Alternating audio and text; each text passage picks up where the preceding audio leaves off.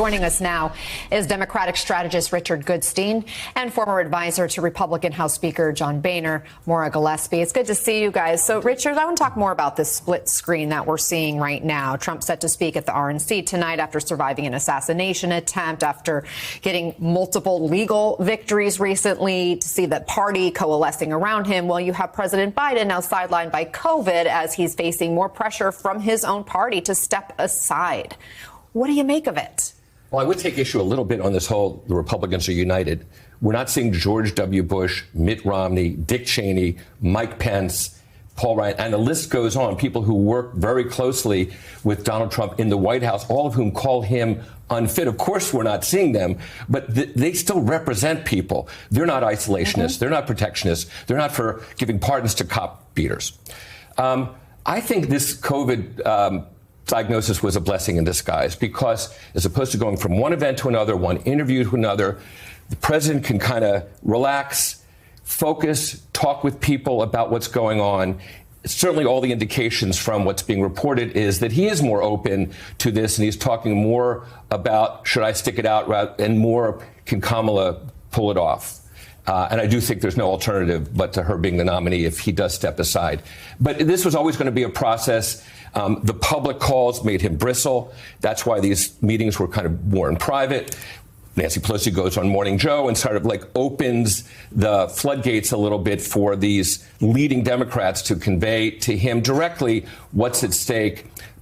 Remarkably, the polls have not cratered after the debate and after the assassination attempt. And that's one thing he keeps pointing to. He does, but the fact that the Democrats are doing so much better at the Senate level in all these swing states says the problem is not Democrats and their policies and what they represent. It's Biden's age.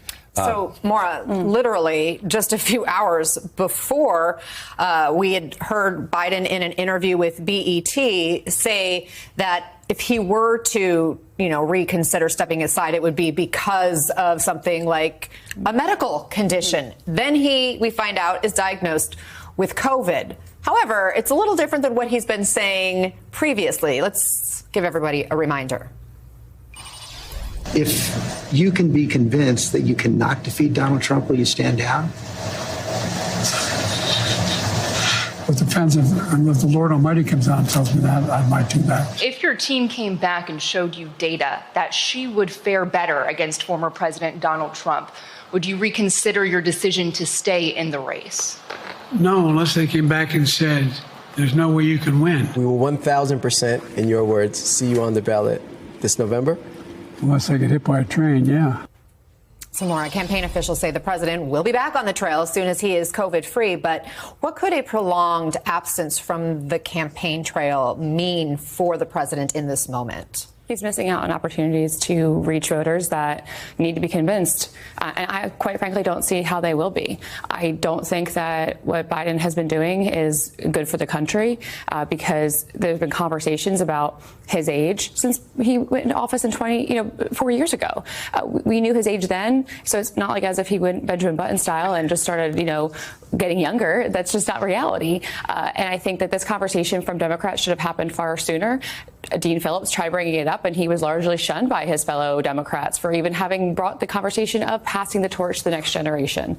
So I think it's a little too late to be having this conversation. And Trump campaign will be sure to make sure Biden's on the ticket. I want to detail some of this new reporting. Again, it seems that the president has lost even the most powerful members and allies of his up on the Hill. NBC News is reporting that Senate Majority Leader Chuck Schumer presented President Biden with polling data in a blunt one-on-one meeting Saturday, according to two sources. But the sources would not say if Schumer directly called on Biden to consider dropping out. And then, according to CNN, former House Speaker Nancy Pelosi privately told President Biden in a recent conversation that polling shows that the president cannot defeat Donald Trump and that Biden could destroy Democrats' chances of winning the House in November. Look, these conversations, as far as we know, happened days ago. The fact that the information is just coming out now, does that signal their way of trying to pressure President Biden, do you think? I think it does. And I think they were hoping that there would be a more immediate kind of pullback by Biden. But let's not kind of overlook the fact that by any, kind of reckoning, they'd want to have the Republican convention kind of over before anything was announced. And not only does Biden have to decide whether to pull out, and I think most leading Democrats, of course, at this point hope he does, but when, and what's his message when he does that? He's not going to say, oh, I was browbeaten into pulling out. He's got to make it look positive, and assuming he's going to pass the baton to Kamala, put that in a very positive light. And I think he can do that, but that takes time. That just doesn't happen, the minute you want it to. Well, and it doesn't seem like there's a lot of time Correct. for this decision to be made and to be firmed up.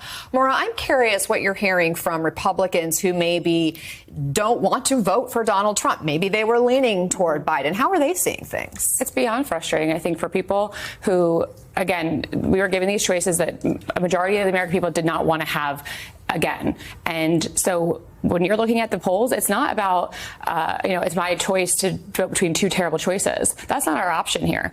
The reality is the candidates need to convince us to give our votes to them. And if they don't, we can write in. And I know people have objections to that, but that's part of the freedoms of this country is my freedom to write in who I choose to vote for president, because the parties failed to give me choices that were actually adequate to have the biggest job in the entire world, the leader of the free world. Would the people who are leaning toward Biden vote for Vice President Harris at the top of the ticket? I highly doubt it, because she has not shown us anything to say, oh, she could do this job. Her one task she had was the border, and she didn't do it. She did nothing to help the border crisis, and people are going to pull that out. Trump world, again, is going to hit on that so hard, and people who have felt lost in the Republican Party will continue to feel lost, and I think voter turnout is going to suffer because of it. Conversation to be continued. Got to leave it there for now. Thank